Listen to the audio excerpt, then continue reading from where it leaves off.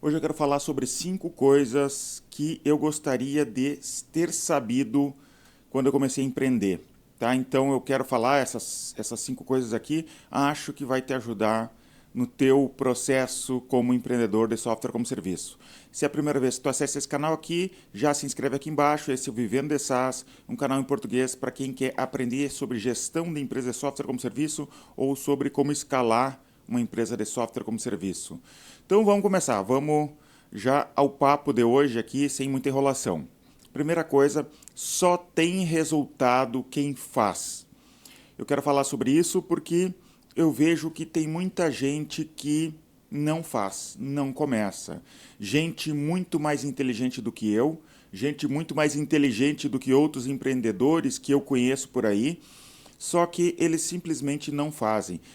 Tenho amigos que me veem aqui fazendo Vivendo de SaaS, me veem postando no Instagram, olha o grupo do Facebook, né, que a gente tem um grupo no Facebook sobre software como serviço, e eles falam, cara, eu vou fazer exatamente a mesma coisa na minha área de conhecimento. De repente o cara trabalha com outra coisa e eles querem fazer na sua própria área de conhecimento exatamente o que eu estou fazendo aqui no Vivendo de SaaS. Mas eles não fazem, eles não iniciam, ou se iniciam, eles começam, fazem muito pouquinho ali e não vão adiante. Porque isso eu não entendo. Né? Tem uma frase do José Maria Escrivá que é o seguinte: larga esse teu gosto pelas primeiras pedras, larga esse teu gosto pelas primeiras pedras e põe a última ao menos em um dos teus projetos. Frase de São José Maria Escrivá. Então, é isso. Quem tem resultado é quem faz. Tá? Coloca em prática o que tu quer fazer, esquece o perfeccionismo, porque eu vejo que muita gente tem esse problema do perfeccionismo, eles só querem lançar alguma coisa quando estiver perfeito. Cara, quando eu comecei aqui a fazer o Vivendo de SaaS, a câmera era mal colocada, eu comprei um tripé, que na verdade não era um tripé, era tipo um arame assim, né, era feito para colocar o celular. E eu comprei aquilo ali e fiquei pensando por que não era mais usado isso, né? Por que as pessoas usam o tripé? Quando eu fui gravar, eu me dei conta. Eu clicava para começar a gravar e ficava o celular fazendo assim, ó, porque eu tinha apertado nele. Então a câmera ficava balançando no início do vídeo. Eu também não conseguia colocar certo no rosto ali, modificava e ficava uma droga tudo. Mas eu fazia e lançava, não estava nem aí. Então o que eu quero te dizer, esquece o perfeccionismo, lança, faz, né?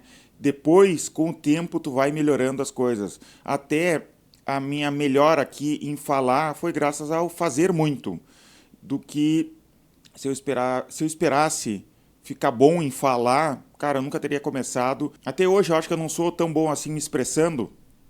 Então, no dia a dia ali que a gente vai aprender. Em relação a desenvolver um software, a lançar, teu software não tem que estar perfeito. Faz o que dá, lança, porque só tem resultado quem realmente faz, quem dá cara a tapa para ver se o mercado está querendo comprar teu produto ou não. Faz, lança, não se preocupa com a ideia de o que vão pensar de mim se eu fizer e não der certo. Cara, não importa, o importante é fazer. Segunda coisa que eu queria falar para vocês o título é Não sai negócio bom com pessoa ruim.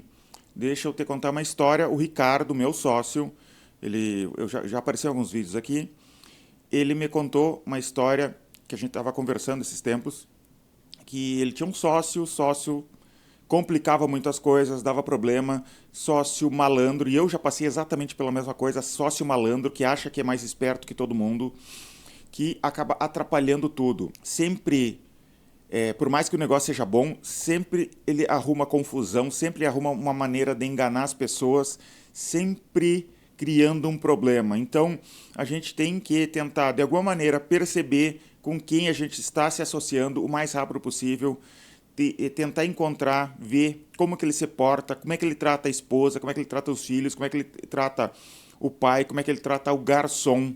Né? Então, uma ideia que eu dou para todo mundo, quer conhecer teu sócio, pede dinheiro emprestado, pede R$ 500 emprestado, diz que semana que vem tu vai pagar, para ver como que ele se comporta até em relação a dinheiro. Né? Então, é importante a gente tentar conhecer essas pessoas, porque não adianta, não sai negócio bom com pessoa ruim e tu não vai conseguir transformar a pessoa. Não adianta tentar fazer aquela história de mulher traída que acha que vai consertar o marido, tá? Então tu não vai conseguir. Malandro sempre vai fazer alguma coisa para estragar um negócio, né? O Ricardo me contou que ele conseguiu um negócio excelente com uma empresa, eles estava tudo certo, o cara conseguiu ir lá fazer alguma coisa errada, não pagar alguma conta, atrasar alguma coisa de propósito por se achar inteligente, porque para tentar de alguma maneira ganhar alguma vantagem. O Ricardo me contou também que quando ele começou aqui, e ele viu que ele disse assim, ó, eu comecei aqui e eu vi que aqui era uma terra fértil, né, para trabalhar. Ele começou como estagiário aqui, porque ele estava nessa empresa com esse outro sócio, deu problema, ele se encheu de dívidas e ele teve que ir atrás de emprego, né? Apesar dele ter esse conhecimento todo, ele teve que ir atrás de emprego. Ele começou como estagiário aqui conosco. E daí, com o tempo, ele começou a perceber algumas coisas aqui dentro da empresa que ele começou a gostar. Ele me contou que uma das coisas que impressionou muito ele foi que uma vez a gente errou o comissionamento de uma pessoa aqui dentro da empresa. E o funcionário não percebeu que a gente tinha errado a comissão dele. E a gente errou para menos. Nós percebemos a comissão errada e, segundo ele, eu não me lembro dessa história, segundo ele, a gente foi atrás de corrigir rapidamente aquela comissão errada. E ele pensou assim, cara, o meu antigo sócio não faria isso de jeito nenhum. Ele iria deixar que o funcionário fosse descer da conta, ele não iria de jeito nenhum tentar arrumar aquela comissão errada. Daí ele começou a gostar, cara, aqui tem terra fértil, aqui que eu vou crescer. Hoje o Ricardo é um dos nossos sócios aqui e ele começou dessa maneira percebendo como que eu e os meus outros sócios tentamos trabalhar, né? A gente tenta trabalhar da maneira mais correta possível. Não estou dizendo que a gente não possa errar em alguma outra coisa, mas a gente tenta, né? Existe um esforço de tentar fazer as coisas da melhor maneira possível. E uma coisa que me aconteceu no passado, eu tive um sócio que é bem parecido com o que o Ricardo me contou, e ele tratava todo mundo como se todo mundo quisesse passar a perna nele, sabe? Aquele pensamento de que todo mundo quer passar a perna em ti, ele tinha isso. Então eu comecei a perceber com o tempo que ele não falava tudo para todo mundo. Ele sempre tinha a ideia de, eu vou falar um pouco para ti uma coisa, vou falar um pouco para ti outra coisa, mas a ideia geral, a estratégia geral, eu que não vou contar para todo mundo. Eu percebi isso. E eu lembro, eu era bem novo, eu tinha 20 e poucos anos, eu cheguei a pensar assim, cara, de repente é assim que é o correto de ser empresário. Tu não pode ficar contando para os outros o que tu vai fazer, algo meio maquiavélico, né? De repente essa é a maneira correta. E eu lembro que eu decidi comigo, não, eu não vou fazer assim. Eu vou fazer exatamente o contrário. Eu vou contar tudo para absolutamente todo mundo, vou contar o que eu estou pensando e vou deixar absolutamente claro o que eu estou sentindo. Para que, se eu tiver brabo com uma pessoa, a pessoa vai saber disso. Eu não vou esconder, eu não vou fingir absolutamente nada. E deixa eu te contar que isso me ajudou muito. Sabe, espanta a gente ruim da tua volta, né? Ser absolutamente sincero. Não estou dizendo para ser indelicado, né? Não que eu não tenha sido, de repente fui errado de algumas maneiras nisso, mas tentar ser absolutamente sincero em tudo. Isso me ajudou bastante. Pessoa boa fica na tua volta por causa dessa pequena atitude ali. Tem até uma frase da Bíblia que eu anotei aqui que tem a ver com tudo isso. Quem é fiel no pouco também é fiel no muito, e quem é desonesto no pouco também é desonesto no muito. Então, não sai negócio bom com pessoa ruim. Não adianta ser maquiavélico. O Maquiavel morreu na pobreza, na pior situação possível. Aquilo, né, que o Maquiavel pregava, apesar de ter muita gente que acha lindo, não funciona. Não funcionou para ninguém e não funcionou para o próprio Maquiavel, que morreu na pobreza. Próximo ponto aqui. Não complique, tá? O teu software não precisa ser perfeito. Como eu já tinha falado anteriormente, né, para iniciar, o teu software não precisa ser perfeito. Ele não precisa de todas as funcionalidades que tu está imaginando para ser lançado. Muito provavelmente, ele não precisa nem ter algumas funcionalidades nunca. Tá? Eternamente ele não precisa ter todas essas funcionalidades que tu está imaginando ali. Um software com mais funcionalidades não necessariamente vai vender mais e pela minha experiência aqui de 20 anos trabalhando com software como serviço, eu nunca vi um software que a gente adiciona mais funcionalidades e automaticamente aumenta as vendas.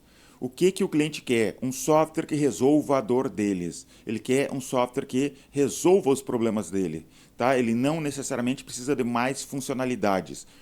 Pensa bem, olha uma faca. Vamos adicionar uma nova funcionalidade na faca? Vamos adicionar uma nova funcionalidade num garfo? Se tu teve contato com o cliente, entendeu o que ele precisa, de repente pode ser que passem 20 anos e teu software não precise de absolutamente nada mais para funcionar, para satisfazer o cliente. Então é isso, tá? Não complica. Outra coisa aqui, a tua landing page não precisa ser linda. Se quiser fazer bonita, não é um problema, né? Não precisa fazer mal e porcamente, mas ela não precisa ser perfeita, não precisa ser linda. A precificação do teu software também não precisa ser perfeita de saída, porque eu vejo que tem muita gente que imagina o seguinte: eu tenho que encontrar o preço ideal para o meu software já no lançamento, porque senão não vai ter sucesso, e não funciona dessa maneira. Tu vai testando o preço conforme o tempo, vai achar o preço conforme o tempo. Outra coisa, ninguém vai roubar a tua ideia. Eu vi o Sam Altman falando recentemente num vídeo de que se tu pegar a tua ideia, escrever num papel, chegar na mesa do CEO da Apple ou da Microsoft e largar, é bem possível que esses caras nunca vão ler esse papel. Ou se lerem, eles vão, legal, vamos botar fora. Sabe por quê? Tá absolutamente todo mundo ocupado com seus próprios problemas. Tá? Tu sabe que essa ideia vai dar certo, ou tu acredita que essa ideia vai dar certo. As outras pessoas não estão da mesma maneira que tu, nesse nível de pensamento, pensando naquele problema. É muito difícil alguém copiar uma ideia. E se alguém copiar a ideia, não tem problema nenhum. Tá? Não é porque tu lançou antes que tu vai vencer todo mundo porque tu lançou antes. Então não se preocupa com isso. Está todo mundo distraído com seus próprios problemas. E, por último, né, desse bloco aqui, o teu software não é a parte mais importante da tua empresa, então não complica. O teu software não é a parte mais importante da tua empresa. As pessoas são, tá? A união de pessoas que tu tem aí dentro da tua empresa é a parte mais importante. A tua distribuição é mais importante do que o teu software. Então, o teu software não é a parte mais importante. E isso não significa que o software não é importante. Ele simplesmente não é a parte mais importante. Quarto ponto aqui, comercialize software e não seu tempo. Software tu pode vender infinitamente. Olha a vantagem de trabalhar com software, né? Tu faz uma vez e vende para todo mundo o mesmo código, o mesmo software que tu fez. E daí tu quer fazer um software como serviço e começar a vender o teu tempo. Por que isso? O teu tempo é limitado. Tu só tem 24 horas no dia e tu quer vender teu tempo, tu quer fazer um SaaS ou uma fábrica de software. Eu recomendo que tu trabalhe com software como serviço e não com fábrica de software. Eu sei que fábrica de software pode ser um bom negócio, mas é um negócio muito mais complicado do que software como serviço. Se tu vai para a fábrica de software, vai para a fábrica de software, não fica no SaaS e vice-versa. Tem um vídeo aqui no canal Vivendo de SaaS, que eu vou deixar aqui na descrição, que é um debate que eu tive com um dono de uma empresa, de uma fábrica de software, que a gente debate o que seria melhor, ter uma fábrica de software ou lançar um software como serviço. Dá uma olhada nesse vídeo depois, tu vai gostar. E então eu te digo, comercializa o teu software e não o teu tempo. Lá no início, quando eu comecei com o e-gestor, eu tive esse dilema. Teve empresas que me disseram que pagariam muito bem para mim desenvolver algumas funcionalidades a mais no software. Cara, com muita dor no coração eu disse que não, e ainda bem que eu disse que não. Sabe por quê?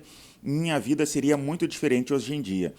Se eu fosse trabalhar com a ideia de fazer essas personalizações de software, isso significa que eu ia ter que contratar mais programadores para dentro da empresa, porque eu e meus sócios não iríamos conseguir de nenhuma maneira atender tudo para crescer.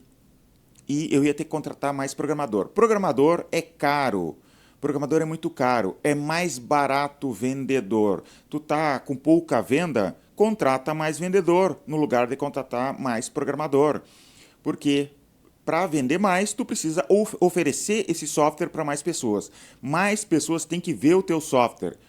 Teu trabalho é tentar entender ao máximo o teu cliente para saber o que ele realmente precisa e só o básico ali do que ele precisa, não toda a imaginação dele ali, porque os clientes são muito criativos, e tu vai vender teu software da maneira mais simples que tu puder, né? Como eu falei anteriormente, para te não complicar. Vende esse software que tu desenvolveu para o máximo de clientes possíveis e é contratando vendedores a mais, ou trabalhando com marketing, ou fazendo algo para gerar mais leads, não necessariamente vendedores, mas entre programador e vendedor, contrate vendedor. E por último, aqui o quinto é o esforço de vender barato ou caro é quase o mesmo, tá? E só existem dois tipos de pessoas que gostam de vender barato. O primeiro é aquela pessoa, né, aquele dono de empresa grande que está tentando entrar no mercado e quer dominar mercado de tudo que é maneira, porque eles têm outras maneiras de ganhar dinheiro. Eles ganham com... É outro jogo que eles estão jogando. É o jogo do equity. Eles querem mostrar que eles têm muitos usuários em determinado local para mostrar o market share para os acionistas valorizarem mais aquela empresa. Então eles estão ganhando com o valor de ação, valor da empresa, e não com lucratividade da empresa e com venda. Esse é o primeiro tipo de pessoa. Grandes empresas, como por exemplo, entrou no Brasil há uns anos atrás a empresa QuickBooks, né? Na verdade a empresa Intuit, com o software QuickBooks, lançou um software ERP a R$ 9,90 por mês. Concorria com o meu software que tinha um custo de cento e poucos reais por mês. E era praticamente as mesmas funcionalidades, nenhuma outra coisa ali. Eu me assustei bastante quando eles entraram no mercado, mas com o tempo eu percebi que o preço não importa tanto assim. Eu conseguiria continuar vendendo ao preço que eu vendia. Por quê? Porque tem outras coisas. Software não é uma commodity. Software tem diferenças. A cor do software, o layout do software, a posição do botão do software, tudo isso importa para o cliente. O atendimento que ele recebeu. Ele se cadastrou para testar, ele recebeu uma ligação de um vendedor que conversou com ele, ensinou e fez ele comprar. Eu acredito de verdade que muito do nosso sucesso de venda aqui do eGestor é porque a gente fala com o cliente primeiro. Nós falamos com o cliente primeiro do que nosso concorrente. E dessa maneira a gente vende para esse cliente. O nosso software tem funcionalidades que os concorrentes têm também. Eu prefiro meu software, mas ele não é tão diferente assim do que outros softwares no mercado. O nosso diferencial é o atendimento, é ligar para o cliente e conversar com ele. E não é necessariamente ser mais barato. Tá? E o segundo tipo de pessoa que... o primeiro seria o cara cheio do dinheiro ali, né? Que quer mercado. O segundo tipo de pessoa são pessoas ingênuas que vão colocar um software barato no mercado imaginando que isso vai fazer com que ele venda bastante. Normalmente não acontece, e se acontece, eles não têm lucratividade o suficiente para se sustentar. Então, testa o preço, não se assusta com os concorrentes. Eu já passei por isso no passado, tá?